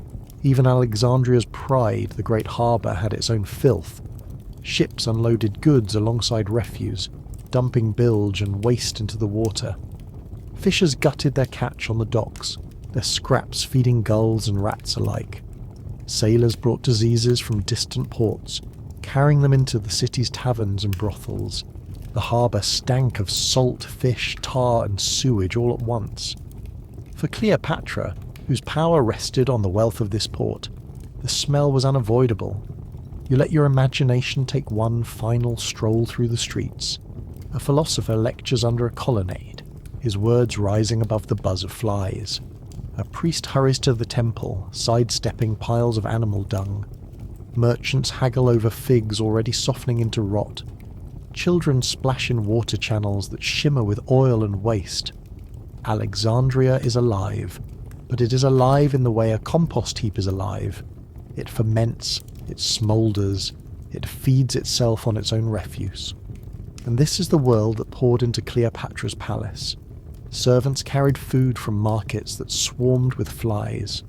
Guards marched in from streets coated in filth. Priests arrived from rituals thick with blood and smoke. The palace was never isolated. It inhaled the city, and the city exhaled into it. As you take in the scale of Alexandria's filth, you realize the queen's private chambers were only one part of the story. Her entire reign rested on a city that functioned like a grand amphitheatre of rot. And yet, within this chaos, Cleopatra cultivated an image of beauty, refinement, and divinity.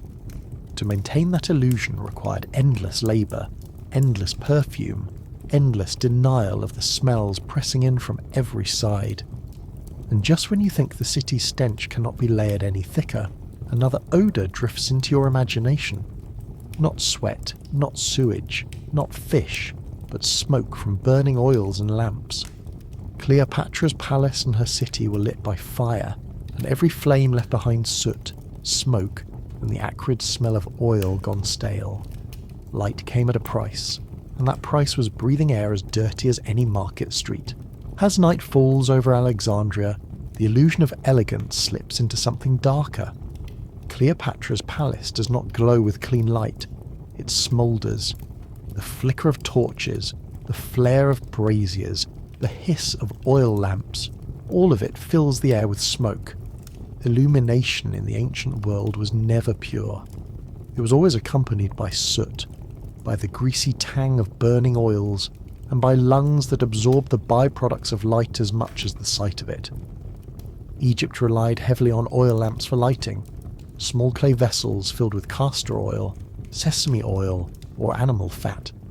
A wick of papyrus or linen floated in the oil and burned with a steady flame. But steady did not mean clean. Castor oil, a favourite in Cleopatra's time, burned with a sharp, acrid scent. The smoke clung to walls, blackening ceilings and leaving a greasy film on limestone. Imagine walking through corridors lined with torches, each one adding another layer of soot to the air. The palace glittered in gold and marble by day, but by night it grew dim, smoky, and claustrophobic. Even incense burners meant to sanctify the air contributed to the haze. Resins like myrrh and frankincense produced sweet smoke, but in enclosed spaces they stung the eyes and coated lungs. Priests described these smokes as purifying, but modern lungs would call them suffocating. Cleopatra's chambers may have looked divine in torchlight, but her cough in the morning likely reminded her of the price. Fire was constant, and fire carried risks. Open flames and crowded palaces were accidents waiting to happen. Linen draperies, wooden furniture, papyrus scrolls, all tinder for sparks. Alexandria itself suffered multiple devastating fires, some accidental, some deliberate. Even the Great Library was not spared, its shelves of papyrus vanishing in flames that filled the city with choking smoke. The cost of light was not only soot, but the very real possibility of catastrophe. You picture yourself reclining on a couch in Cleopatra's hall. A line of oil lamps flickers along the walls. The air smells of burning castor oil, a mix of grease and medicine. Your eyes water as smoke curls upward, staining the white limestone ceiling above you with black streaks.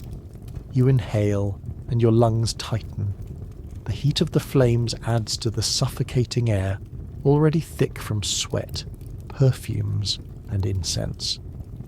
By the time you leave the hall, your hair smells like smoke, your skin feels coated, and your throat itches. Soot did not stay on walls alone. It settled into fabrics, staining linen robes until they carried a permanent grey tint. It collected in lungs, contributing to chronic coughs and respiratory issues. Mummies from ancient Egypt show signs of lung damage consistent with lifelong exposure to smoke. Cleopatra herself likely wheezed at times, her divine image compromised by the simple fact that breathing was never clean. The city outside reflected the same reality. Alexandria at night was a haze of torches, hearths and braziers. Markets lit by oil lamps smoked heavily, their flames flickering in the coastal wind. Taverns filled with drinkers and gamblers glowed orange, the air thick with smoke and sweat. The lighthouse of Pharos burned day and night, its great fire consuming endless wood and resin, filling the harbour with smoke even as it guided ships. Sailors arriving in Alexandria probably smelled it before they saw it. Egyptians tried to manage the problem. Lamp oils were strained through cloth to remove impurities, wicks were trimmed carefully, incense was chosen for its fragrance. Yet none of these measures eliminated the smoke. They only refined it. A palace could be perfumed, a temple could be sanctified, but the air was always heavy with particles invisible to the eye, but undeniable to the lungs. Even the ritual of lighting lamps was part of daily life. Servants carried torches from room to room, setting wicks alight, maintaining the flames, refilling the oil. Spilled oil soaked into floors, leaving slick stains that smelled rancid within days. The act of creating light left behind trails of grime that accumulated faster than servants could scrub them away. The more Cleopatra demanded brilliance, the more her palace darkened under soot. You let your imagination sink deeper. Cleopatra preparing for an evening banquet, her cosmetics applied, her linen robes adjusted, her jewels gleaming. Then the lamps are lit, and the room fills with smoke. Guests recline, coughing lightly between sips of wine, their robes absorbing the smell of burning oil.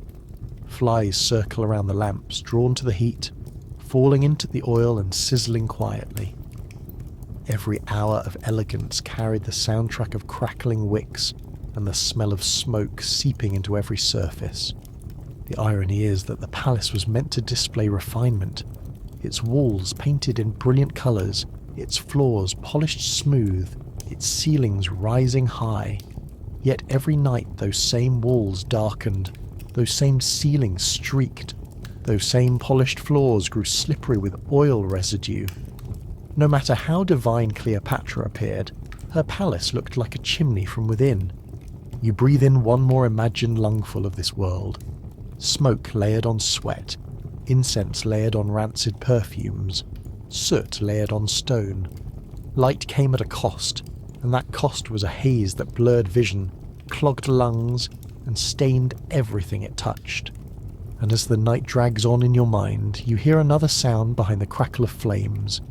The scratching of rodents in storerooms, the squeak of paws against amphorae, the telltale scurry of creatures that thrived in the dark. For every lamp that lit Cleopatra's halls, Another shadow revealed the empire of rats and mice that feasted on her wealth, adding their own filth to her daily life. The smoke clears for a moment, and in the quiet crackle of lamps you hear another sound, a faint scratching, then a squeak. Somewhere in the storerooms of Cleopatra's palace, rats and mice make their presence known. They were as permanent a feature of ancient life as incense burners or amphorae, gnawing, nesting, and leaving their droppings in every shadow. For all her wealth, Cleopatra could never truly keep them out. Rodents thrived in Egypt. The Nile provided fertile fields and endless grain, but it also attracted pests that loved nothing more than to chew their way into storage jars. Wheat, barley, figs, and dates were irresistible to rats and mice. Archaeologists have uncovered ancient granaries with walls thick enough to hold back armies of rodents, yet their gnaw marks are still visible on the stone. If they could chew into granaries, palace storerooms stood no chance. Cleopatra's banquets, with their piles of bread and fruit, were feasts for the living and the unseen. Rats were not picky. They gnawed amphorae, shredded linen and chewed leather sandals. Their droppings contaminated food stores, spreading disease invisibly long before microbes had names. Modern studies suggest leptospirosis, salmonella, and hantavirus could all spread through rodent urine and droppings. Ancient Egyptians did not know the specifics, but they knew enough to complain about spoiled food and strange fevers. In other words, Cleopatra's cooks worked in kitchens where every loaf of bread risked coming with a side of rodent garnish. Cats were supposed to solve the problem. Egyptians revered them for their skill at catching mice. Cleopatra's palace certainly had dozens prowling its halls. Yet even the most determined feline could not keep up with the sheer numbers. For every mouse caught, another gnawed quietly in the dark. Cats may have reduced the infestation, but they also left their own mess behind. The palace was a cycle of predator and prey, both leaving odours that mixed with incense until the air smelled like a temple crossed with a barn. You picture yourself in one of Cleopatra's storerooms. The walls are lined with jars of grain, stacks of bread, amphorae filled with wine and oil. The smell is a mix of dried figs, fermented honey, and sour vinegar. Then your eyes adjust to the shadows. Droppings scatter across the floor. A half-chewed fig lies abandoned. A loaf of bread bears gnaw marks along its crust. Somewhere above, you hear the scuttle of claws along a beam. The palace's wealth was a banquet for rodents, and they never declined an invitation. Rats carried more than droppings. Their fleas jumped from fur to human skin, biting ankles, leaving behind welts that itched until scratched raw. Though the infamous Black Death would come centuries later, fleas already carried pathogens that made life miserable. Even without plague, the constant itching and scratching added another layer of discomfort to palace life. Cleopatra may have lounged in gold, but beneath the folds of linen, she likely scratched at bites just like her servants. The problem was not confined to storerooms. Rodents nested anywhere they could, in cracks of walls, under piles of straw, even beneath beds. Their presence was constant, a background reality of palace life. Guests reclining at banquets may have noticed the faint scurry of paws in the corners, the subtle squeak beneath the music. For all the grandeur of Alexandria, its palaces were alive not just with servants and priests, but with animals that had no intention of paying tribute. Egyptian texts mention attempts at control, traps baited with food, cats placed strategically, even charms inscribed on papyri to ward off vermin. But no matter how many remedies were tried, the rodents returned. They thrived on abundance, and Cleopatra's reign provided it in excess. Wealth meant more grain, more figs, more honey, more opportunity for the pests that lived alongside humans since the dawn of agriculture. You cannot help but laugh at the irony. The queen who dazzled Rome, who bathed in donkey milk and painted her eyes in lead, lived in a palace where rats gnawed at the same figs she ate. Her beauty was immortalized in marble and poetry, but in reality she dined in a hall where a rodent scurried beneath the couch. Power had its image, but pests had their persistence. The consequences went beyond discomfort. Spoiled grain carried into banquets, contaminated water spread sickness, fleas carried infection. Every noble meal risked becoming a communal stomachache. Every night's sleep risked being interrupted by scratching in the rafters. Cleopatra's empire may have been a stage for politics and romance, but its backstage was filled with gnawing, squeaking and droppings that never stopped accumulating. You sink deeper into the vision of this world. Torches flicker, casting shadows where eyes gleam in the dark. Cats stalk silently, tails twitching, while rats slip through cracks. Servants sweep constantly, but for every pile of droppings removed, another appears by morning. The palace is alive, not only with humans and sacred animals, but with vermin that belong to no ritual, no religion, no crown. And as you sit with this unsettling truth, you realize rodents were only part of a larger problem. The insects, the animals, the diseases, the sweat, the smoke, all of it fed into the same ecosystem. A palace that looked divine in paintings was, in practice, a living compost heap dressed in gold. And at the heart of this compost was Cleopatra herself, the queen who embodied elegance and endured filth in equal measure. But your attention shifts now to something far more intimate than rats and droppings, to the most private corner of palace life, the chamber where even a queen could not escape the realities of the human body. Cleopatra's toilets and bathing spaces tell their own story, one far less glamorous than the golden throne she's remembered for. The squeak of rodents fades into the background, replaced by a different sound entirely. A trickle of water, the scrape of pottery, the muffled cough of a servant carrying a chamber pot. Cleopatra's palace may have been filled with jewels, perfumes and polished limestone, but even a queen could not escape the realities of nature calling. Behind the golden facade were rooms and vessels that reminded everyone, from the lowliest servant to the most divine ruler, that luxury never cancelled out biology. Toilets in Cleopatra's world were less about comfort and more about improvisation. The most common solution in the palace was the chamber pot, made of clay, stone or bronze.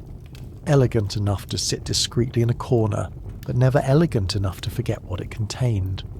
Servants collected them, carried them through the halls, and emptied them into pits, or directly into drainage channels. In the heat of Egypt, it did not take long for these vessels to perfume the air, no matter how quickly they were removed. Even with incense burning in every room, the ammonia tang of human waste was unmistakable.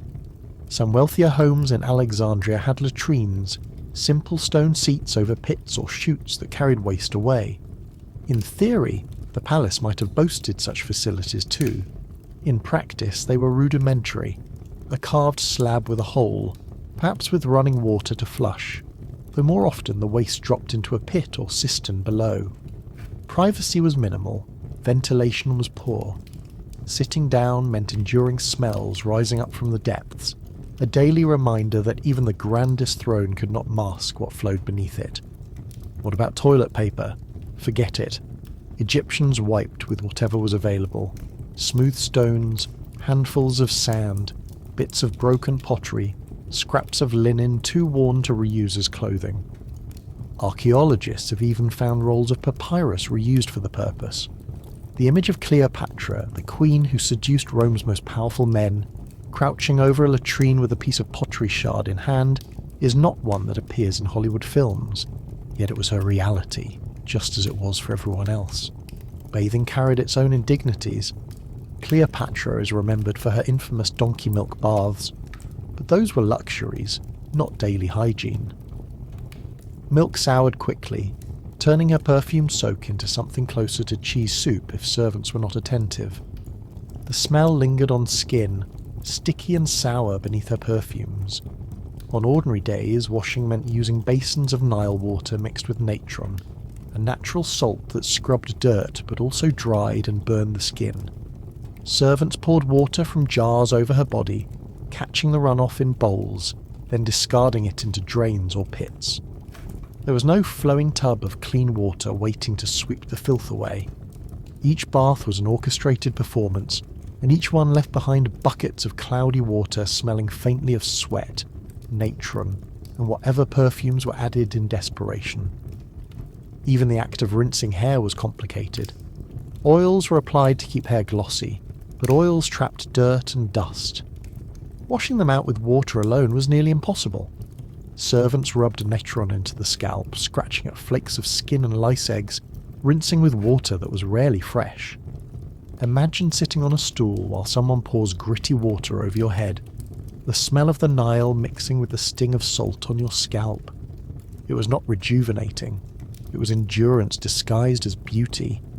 You picture yourself in Cleopatra's private chamber, watching as a bath is prepared. Servants strain donkey milk through cloth, hoping to catch the clumps before they curdle further. They pour it into a shallow basin, already carrying the sour tang of dairy left too long in the sun.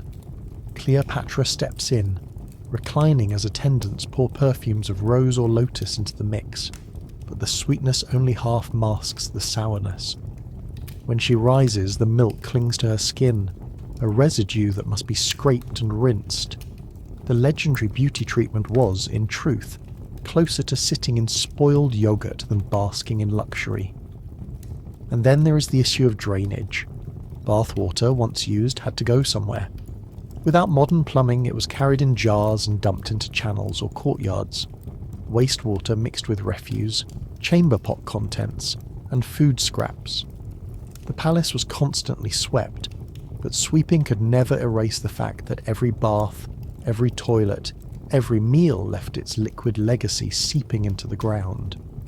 To walk barefoot across the courtyard after a rain was to step into a mosaic of filth that no incense could disguise.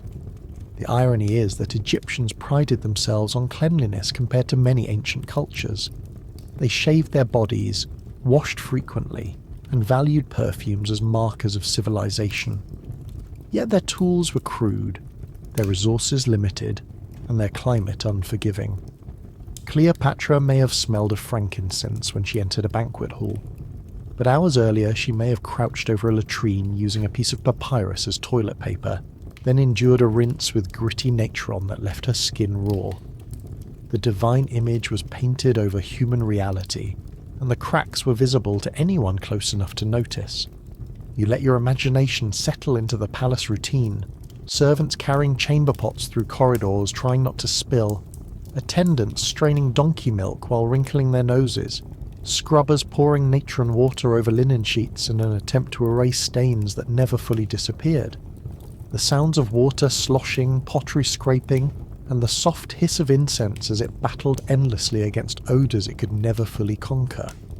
And just as you absorb this picture, another thought intrudes. Hygiene was not just about the queen herself. It was about the palace workforce that kept her world running.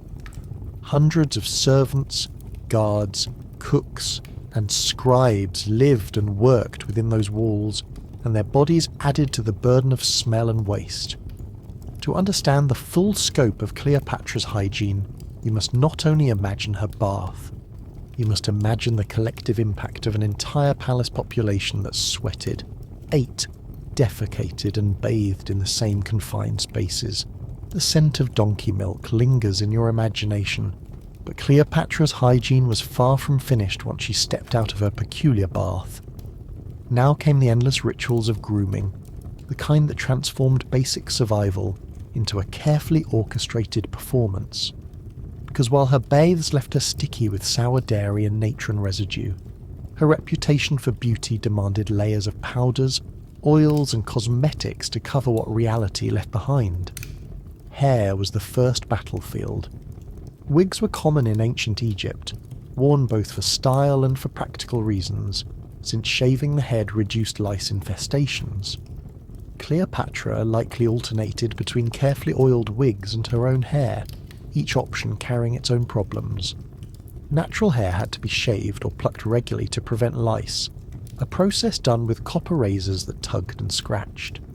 Wigs, meanwhile, were often made of human hair, wool, or plant fibres glued together with sticky resins and greased with animal fat to keep them shiny. That fat, however, quickly went rancid in the heat, turning a glamorous wig into a mobile stink bomb. Servants had to freshen these pieces with perfumes and oils daily, but the underlying smell of old sweat and decomposing fat was never far away. Wearing one for too long was like strapping a rotting lamb chop to your head and pretending it was chic.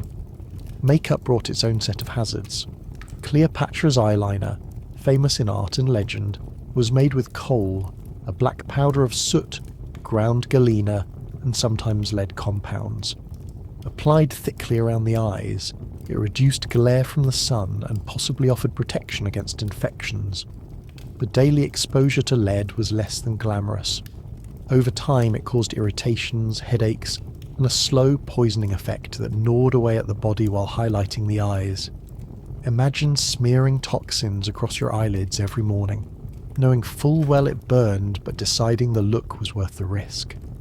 Cleopatra was not the only one doing this, of course, but she is the one history remembers for making lead poisoning look fashionable.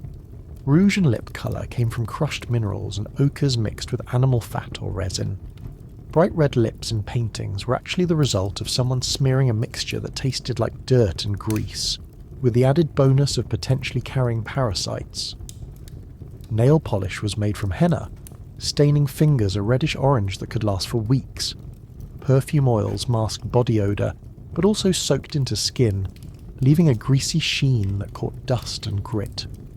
For all the elegance of her appearance, Cleopatra's body was probably sticky, itchy, and faintly grimy at almost every hour of the day.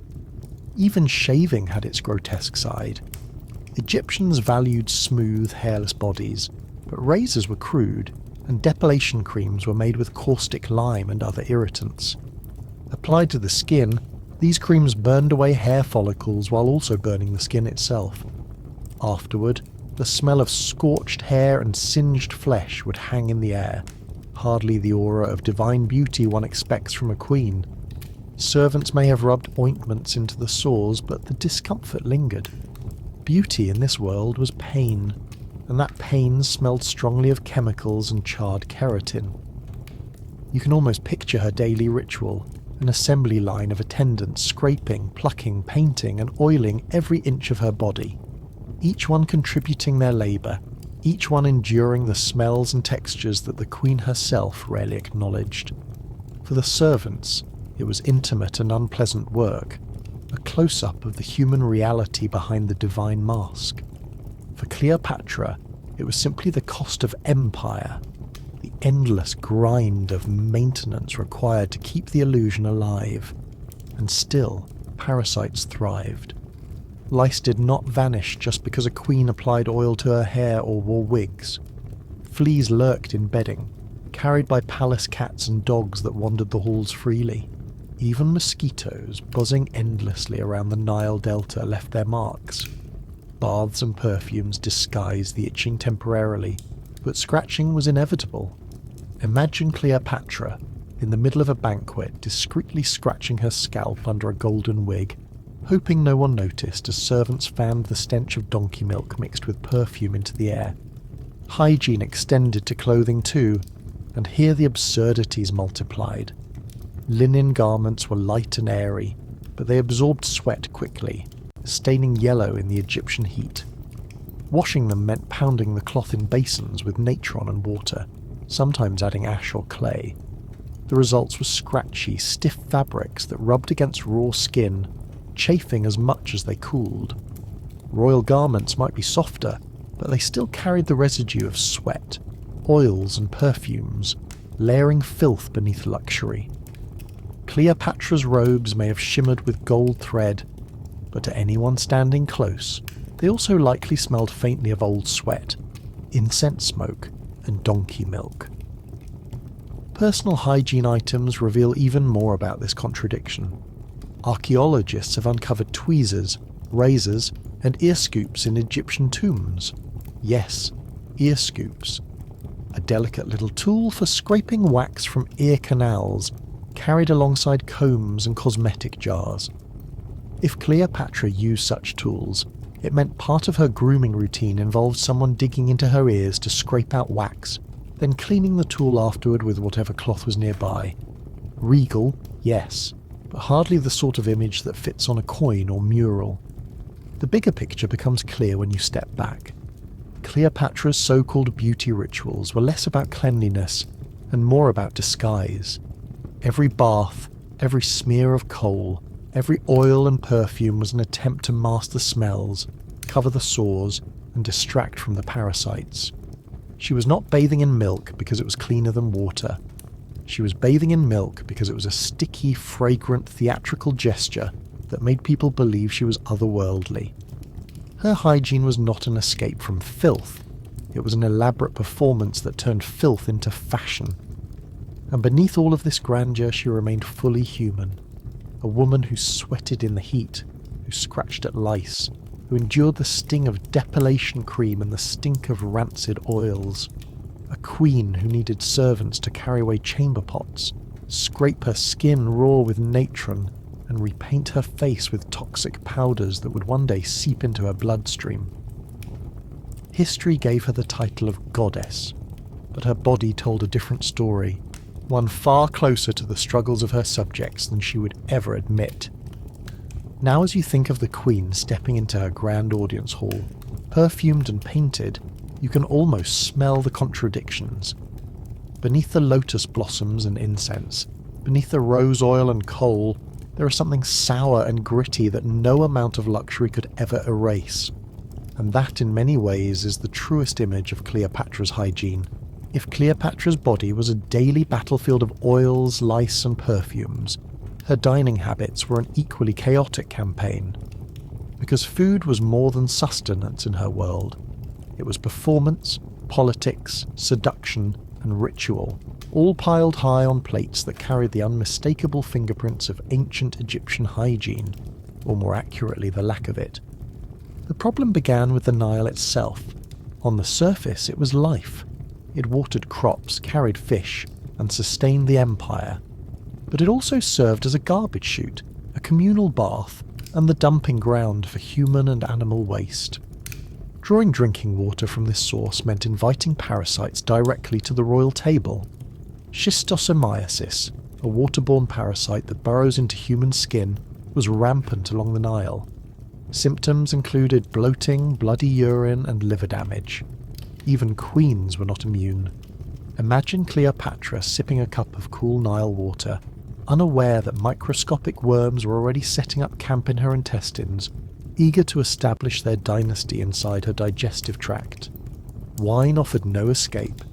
Imported amphorae of Greek and Roman vintages were prized at court, but shipping methods left plenty of room for spoilage. Amphorae were sealed with clay and pitch, sometimes leaving the liquid tasting like resin or vinegar. Spoiled wine could upset the stomach, while even the best vintages were often diluted with river water to stretch supply. So the choice was essentially between parasites in your water or parasites mixed with your wine. And because drinking was essential at court banquets, Cleopatra would have raised her cup again and again, while attendants carefully poured out liquids that were neither clean nor particularly safe. The food itself offered fresh horrors. Fish from the Nile carried tapeworms, meat from cattle, goats, and birds spoiled quickly in the Egyptian heat. Without refrigeration, preservation meant salting, drying, or steeping in vinegar, all of which altered the flavour into something far removed from fresh. Banquets were lavish, yes, but the smell of rotting flesh was never far away. Servants could mask it with spices or honey, but spoiled meat has a way of announcing itself even under a mountain of cumin. Cleopatra's table might have glittered with silver, but the air above it reeked of smoke, sweat, and questionable freshness. Bread, the staple of Egypt, carried its own menace. Ground by hand with stone tools, flour often contained fragments of grit. Eating it wore down teeth rapidly, leaving even wealthy Egyptians with abscesses, exposed nerves, and rotting gums.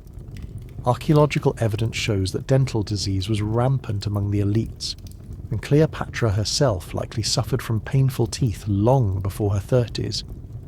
Imagine trying to smile seductively at Mark Antony, while hiding the reality that your molars feel like someone is hammering nails into them with every bite. The elegant bread basket was, in truth, a slow path to gum disease and jaw infections. The act of eating in itself lacked the hygiene rituals we now consider basic. There were no forks, only hands, and hands were not scrubbed with soap before meals.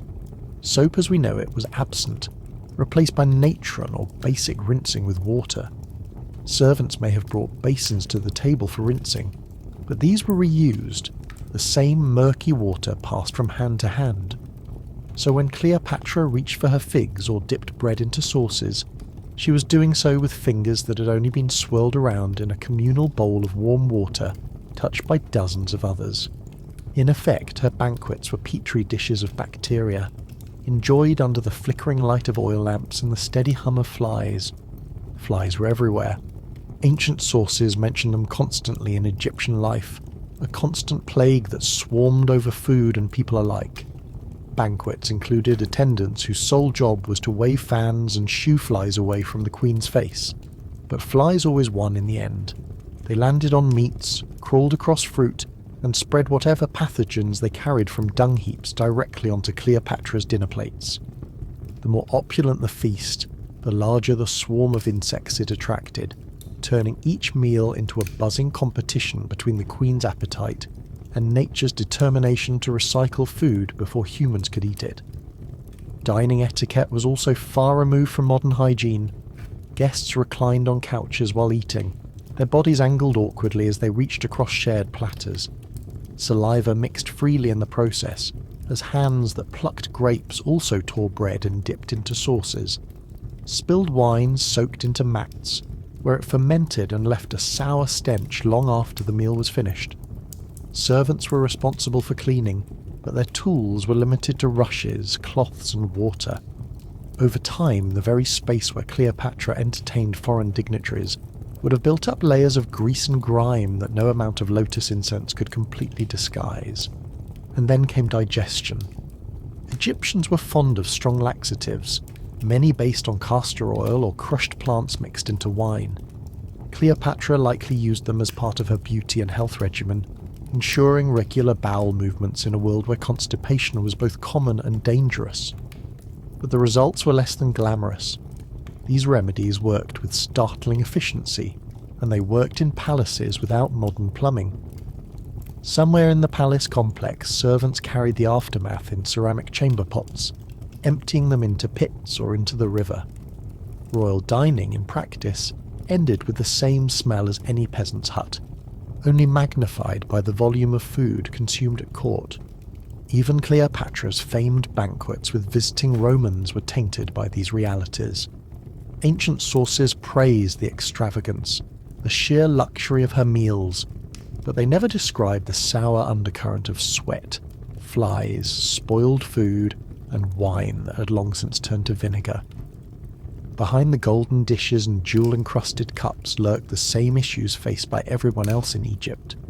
The queen may have eaten figs served on silver, but she was still chewing grit, swatting flies, and drinking water teeming with parasites. The contradiction is striking. History paints her meals as divine affairs, symbols of wealth and power. But the truth is that Cleopatra's dining room probably smelled like a butcher shop on a hot day, mixed with the tang of donkey milk bath still clinging to her skin, and the faint sweetness of lotus oil trying desperately to cover it all. The illusion was dazzling, but the experience itself must have been heavy, sweaty, and a little nauseating. When you imagine Cleopatra reclining after one of these meals, surrounded by courtiers and Roman generals, you can almost sense the absurdity. The Queen of Egypt, symbol of beauty and refinement, slowly picking grit out of her teeth while flies circled overhead, her servants scurrying to carry away the pots filled with the less flattering consequences of royal banquets. And yet, somehow, she maintained the aura of a goddess. Perhaps that is her greatest accomplishment, not ruling Egypt, but making the whole world believe she was divine while smelling faintly of spoiled wine, rancid oil, and river parasites. If you enjoyed falling asleep to Cleopatra's questionable hygiene, Let me know in the comments what other historical suffering you'd like me to ruin bedtime with next. And if you really love listening to people from the past struggle with lice, parasites and chamber pots, make sure to check out my other videos too. They're basically a spa day for your imagination, but with more diarrhea,